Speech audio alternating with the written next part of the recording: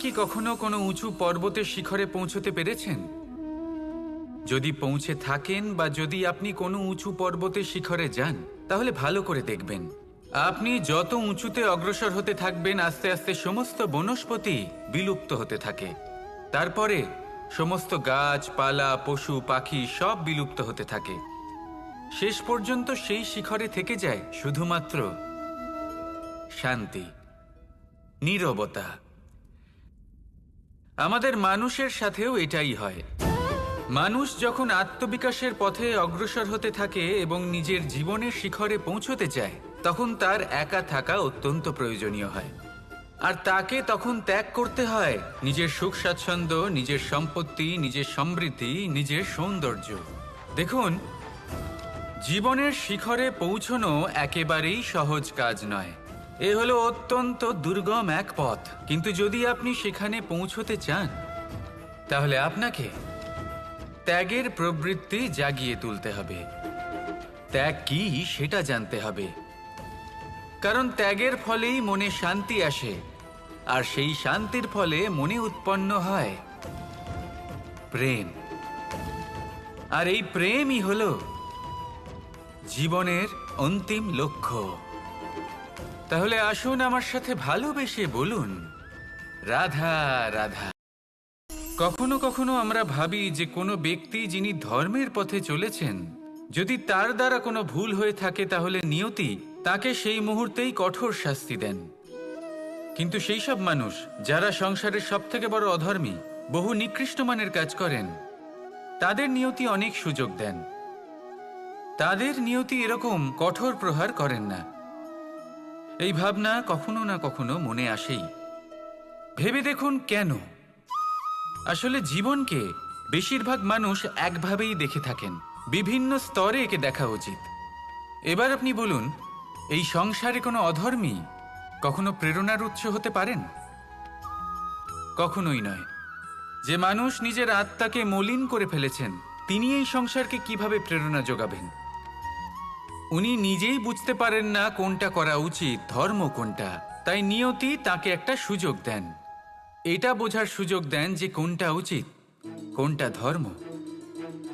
সুযোগ দেন নিজের বিবেক জাগিয়ে তোলার, তাকে সুযোগ দেন নিজের অন্তরাত্মার ডাক শোনার।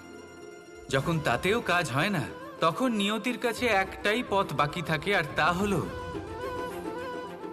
মহাবিনাশ। মহাবিনাশ হয়তো দেরিতেই আসতে পারে, কিন্তু তা অবশ্যই আসবে। আর যখন মহাবিনাশ আসে, তখন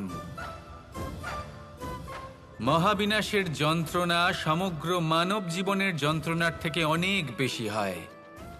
এই কথাটা সবসময় মনে রাখবেন। আর অন্যদিকে যে মানুষ ধর্মের পথে চলছেন, তার দ্বারা যদি কোনো ভুল হয়ে থাকে, তখন নিয়তি তার পরীক্ষা নেন। কিছুক্ষণের জন্য মানুষের মনে হতে পারে নিয়তি তাকে কঠোর শাস্তি দিয়েছেন, কিন্তু সময়ের সাথে আমরা সবাই দেখি যে যখন সেই মানুষ সেই পরীক্ষায় উত্তীর্ণ হন, এই সমস্ত সংসারের জন্য প্রেরণার উৎস হয়ে ওঠেন।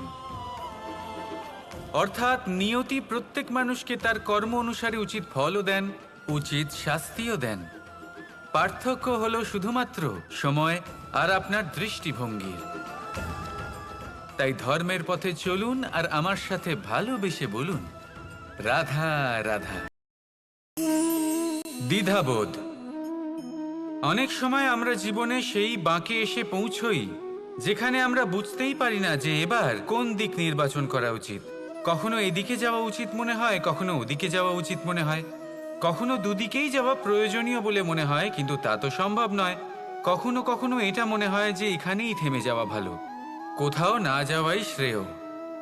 এবার একেই তো দ্বিধাবোধ বলে।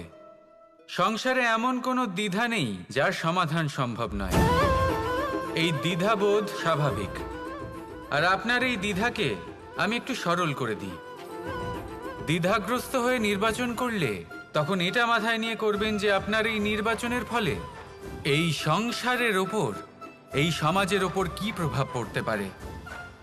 নিজের লাভ ক্ষতির বিষয়ে ভাবা ছেড়ে দিন আর কর্ম করুন সংসারের মঙ্গলের জন্য, আগামী প্রজন্মের মঙ্গলের জন্য। ভাবুন আপনার এই নির্বাচনের জন্য কিভাবে তাদের জীবনের উদ্ধার সম্ভব।